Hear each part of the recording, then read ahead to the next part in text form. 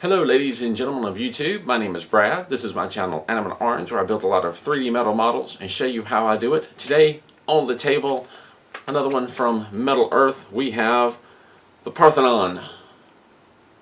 Lots and lots of columns to put together. This is a viewer request, so let's put this together for them, show them how I put it together and how I'm going to eventually mess a few things up here and there and how to avoid that.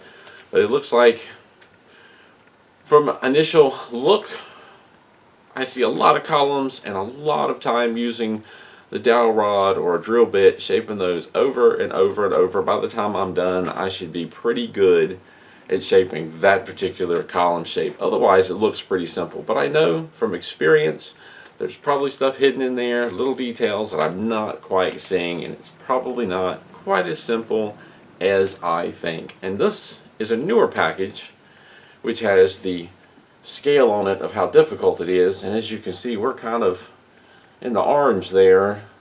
Not quite hard, but a little more than medium. So there's a warning for you. Let's open this up, see what's inside, and put it together. The Parthenon. What am I in for here? Lots and lots of little columns. You can see me using the flat nose pliers a lot. And here we are, 2 sheets, no, 3 sheets, look at that, 3 sheets of metal. So yes, perhaps it is deceptively complicated. We'll put these aside, take a peek at the directions, and see what it has to say. Looks like we've got, check it out. They have included some tools. We're not going to play this rip the instructions up game. They've included some tools. I believe that's what this is. And these are probably intended to help you shape the columns. And I've received a model once before that had these tools in them. I didn't really like them. They're a bit too flimsy and flexible for me.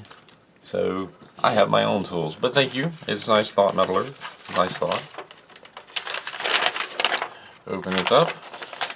I'm going to fold it back in half so we just look at the top half of it so it'll fit on the screen. But this is very similar, same concept. The newer instructions are larger sheets and they go by page 1 and 2. The older instructions, they've kind of, they were much taller and they went by quarters. Well, they've basically gone back and redesigned some of the older sheets because this is an older model but a new design, and labeled them in pages. The quarters are pages now so that it's easier to follow. Good move on their part. But we have page 1 here on the top left quarter. Metal Earth logo, line drawing on the model, the sheet. And I'll kind of breeze over this real quick for those who don't know. We have a QR code and a web address. You can scan this code or type in this address to go to a website where you can see a 360 view of the model to help you with how parts fit and how they're shaped.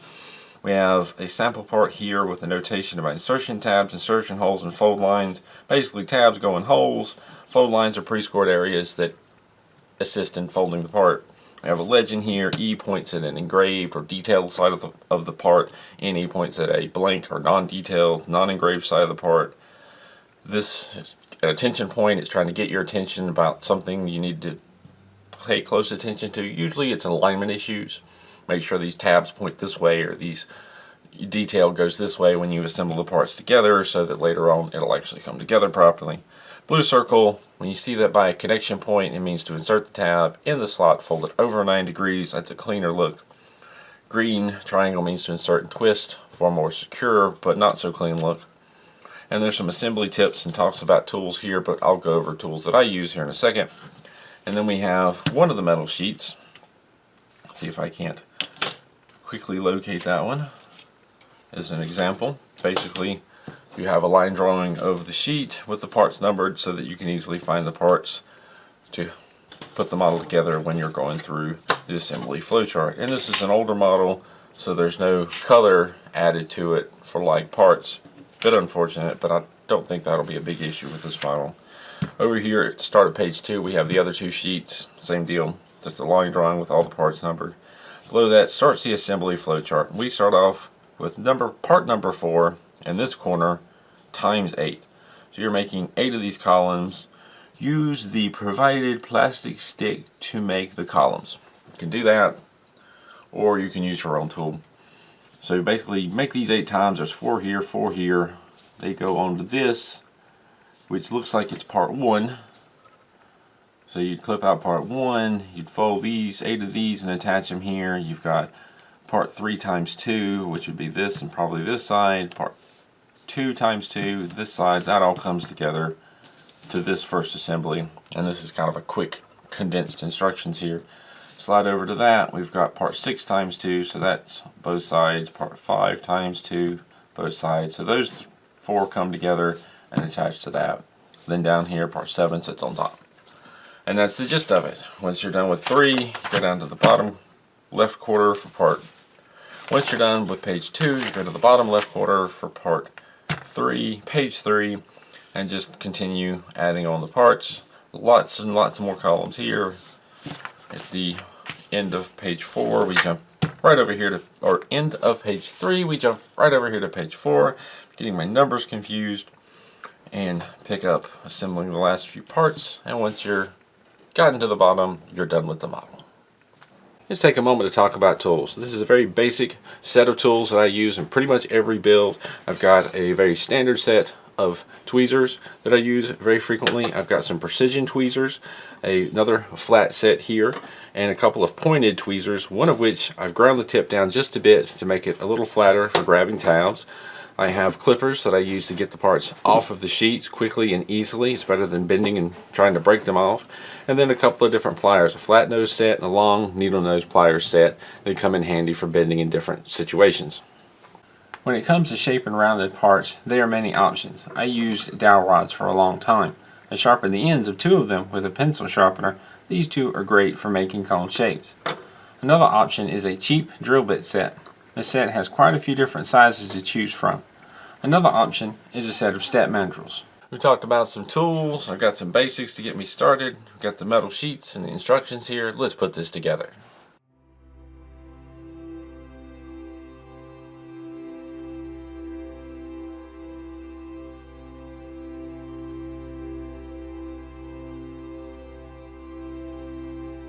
There are a lot of parts inside of other parts in this build.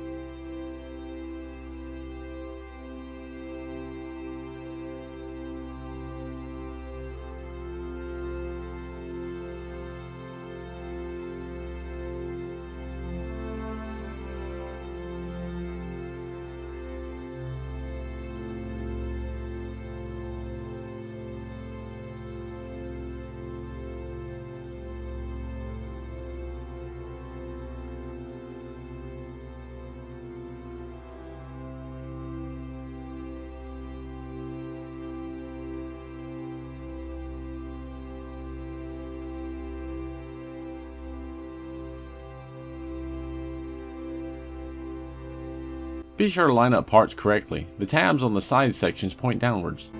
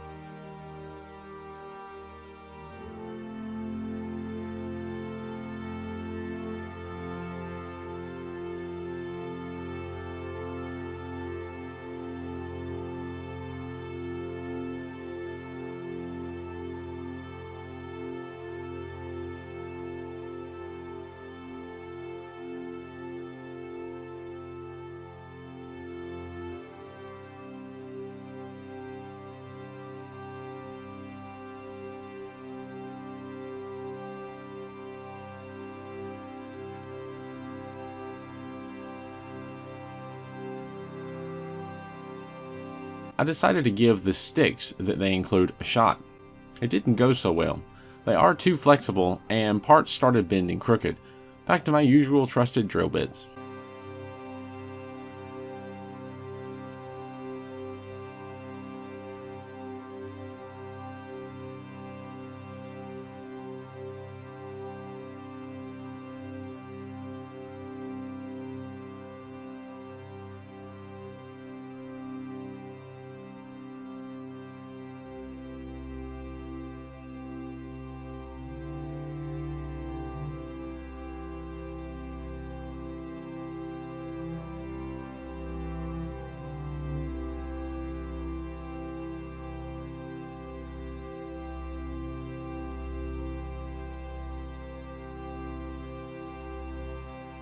I tried a couple of different size drill bits. 5/64 was a little too small and 3/32 left a little gap.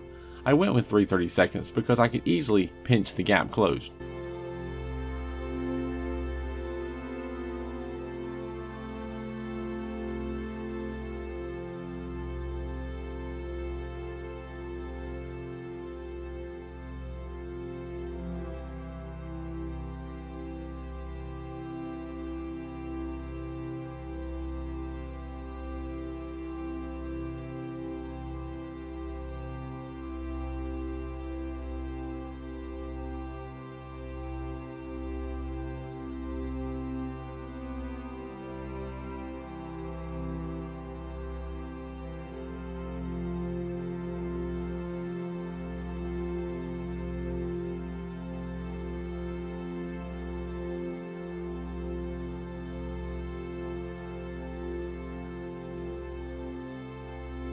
And do that 6 more times for a total of 8 short column.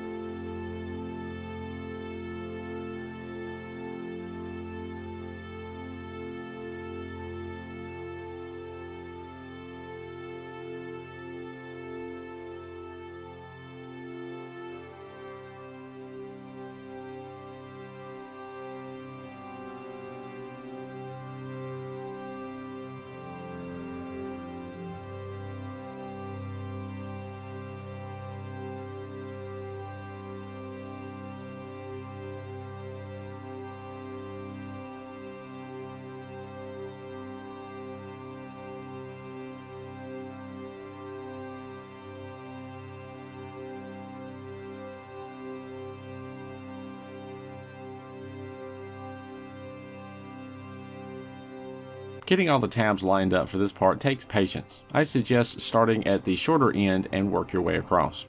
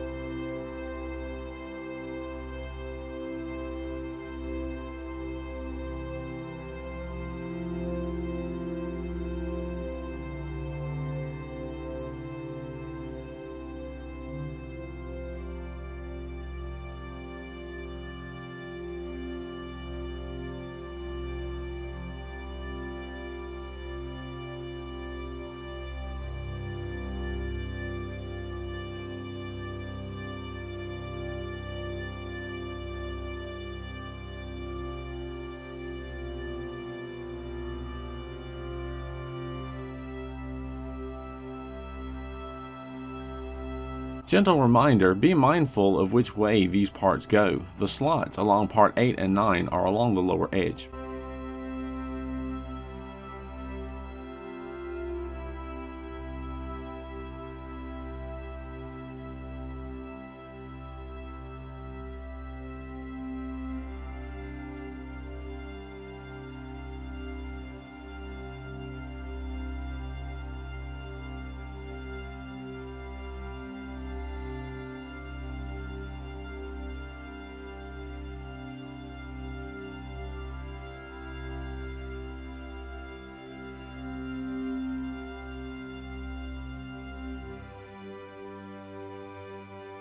For parts 11 and 12, the slots are along the top edge.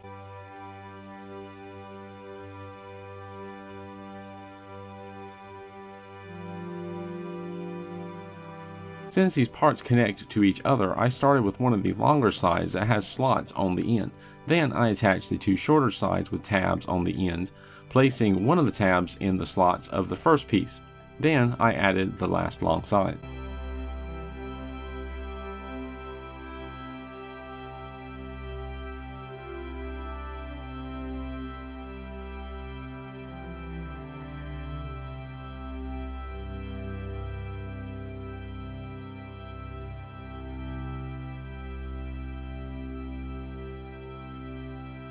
I decided as I was assembling the bottom pieces to try and neaten things up by bending the tabs over.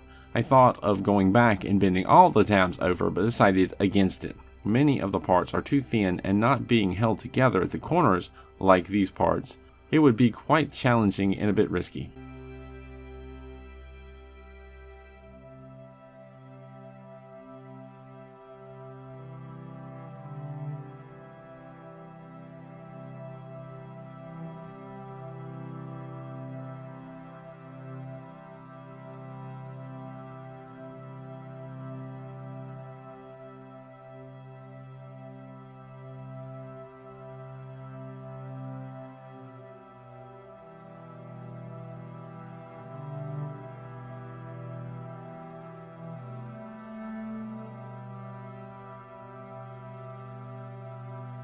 Shaping these longer columns is just like shaping the shorter ones. I used the same drill bit and flat nose pliers to pinch the parts around the bit and shape them.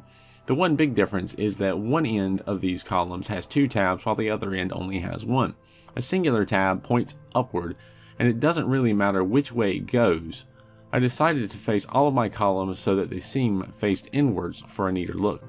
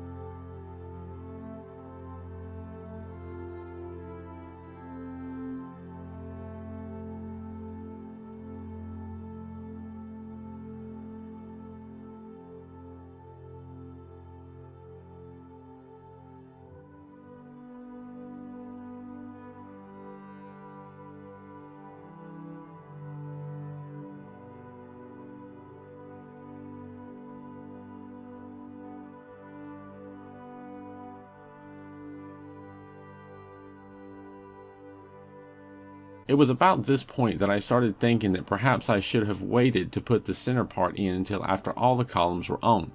I would have more room to squeeze the columns in place. Then later it occurred to me that if I waited to pinch the center in, I might have a tough time adding it in and getting the center part's tabs lined up.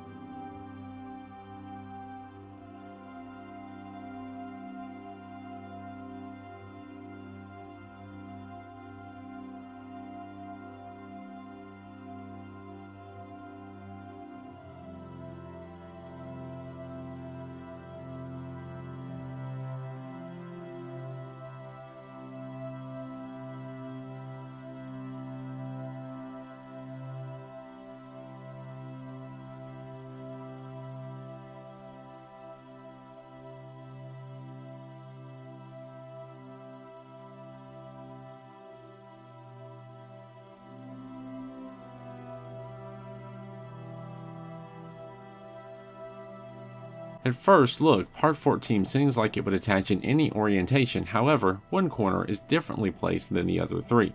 I did not realize this until I was well in my way attaching it. I ended up twisting the one tab that did not line up and forcing it into place anyway. Getting all these tabs takes time. I started at one corner and worked in the tabs along the shorter side, then across both long sides to the other short side, and so on.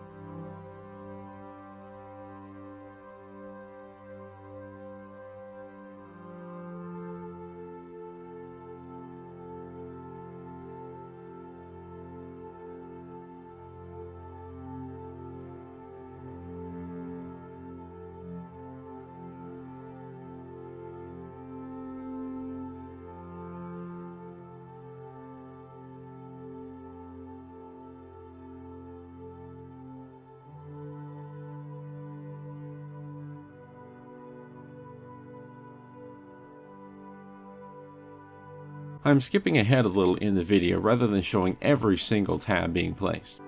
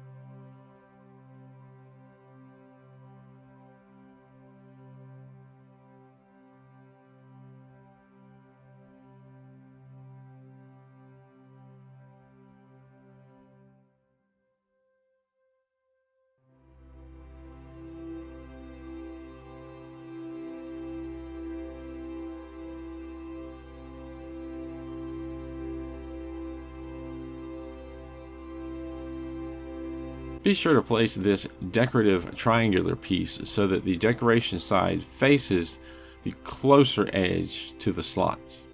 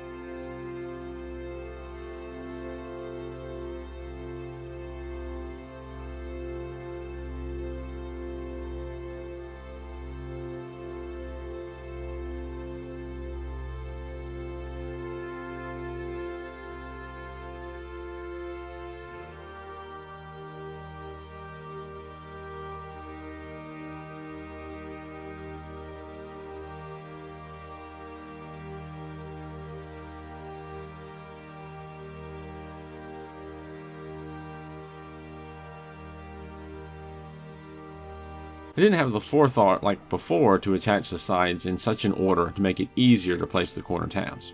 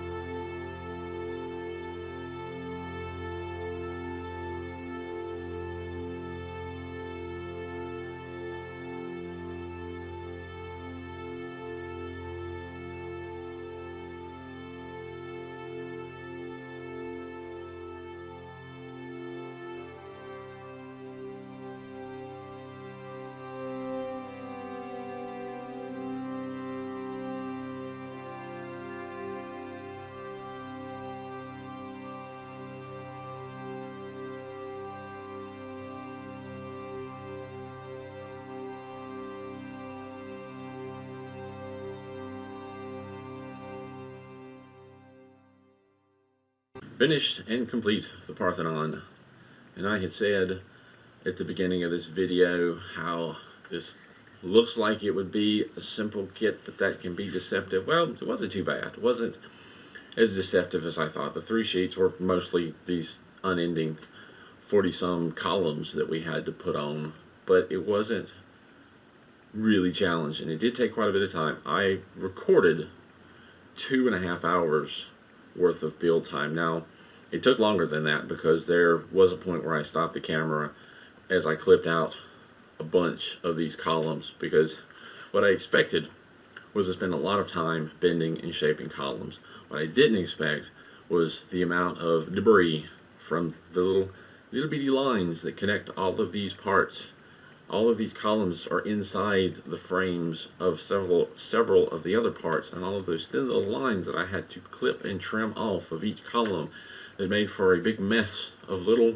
tiny slivers of silver all over my table. That I didn't expect. Not a big deal, but that was more time spent snipping and cleaning each part that I didn't record. I stopped the camera at that point because I knew this was going to take a while, but I didn't think to write down the time to add it to it. So I know it took, I'm guessing, 3 or more hours to build this model, and most of that is just clipping and cleaning parts and shaping these columns.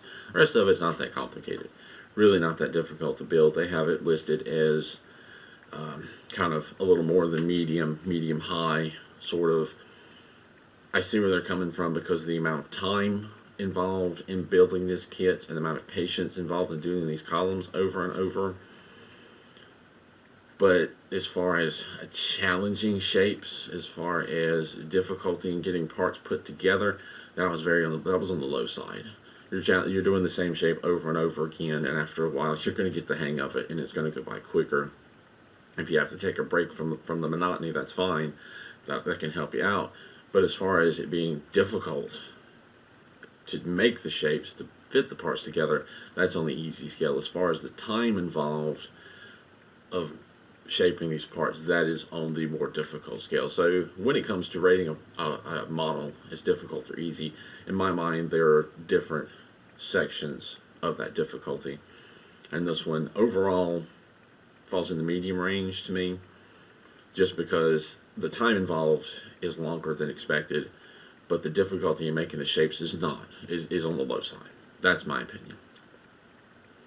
Very concerned about all of these columns looking very crooked, and a couple of them do, but because this top structure on the outer columns has tabs to line them all up, that certainly helps. The inside, not so much. The inside doesn't have it. It's mostly hidden, but if you look very closely, they're not as even as I'd like. But overall, you also got the twisted tabs. There's a lot of twisted tabs on here, and I could go back and try to spend the time, especially now that it's complete and more solid. I could perhaps go back and untwist and fold those tabs over and give it a neater look, but because there's so many thin parts, and a lot of these thin parts don't have support between the two ends on the corners, things could start falling off or getting really loose. So that's a risky thing to do. You could go back and try to fold those tabs over to make them neater, but you run the risk of things being more wobbly.